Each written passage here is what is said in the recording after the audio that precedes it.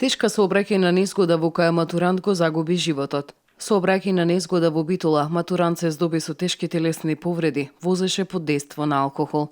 Со цел вакви наслови да не се сретнуваат во медиумите, Републичкиот совет за безбедност во сообраќајот на патиштата со апел до матурантите на прослава додат пешки, а автомобилите да ги остават дома. За жал, имаме случај каде што се санкционирани токму учесници од оваа категорија на возачи, посебно млади матуранти кои што управуваат со моторно возило или под дејство на алкохол, возило кое што е над дозволеното моќност што е поседувано, што претходно го истакнав, понатаму возат со поголеми брзини.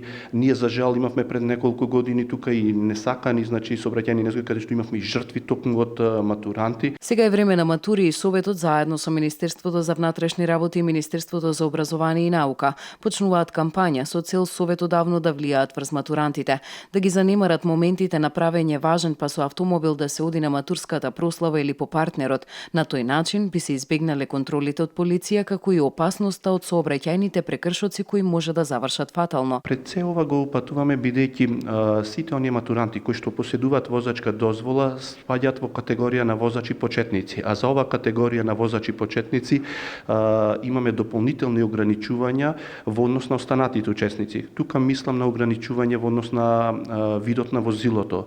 Возачите почетници не смеат да управуваат возила со моќност на моторот поголем од 77 киловати, а знаете, сите оние матуранти кои што имаат вакви возила со поголема моќност сакаат да се докажат пред нивните другари и да излезат со нивното возило, да ја земат партнерката и така натаму.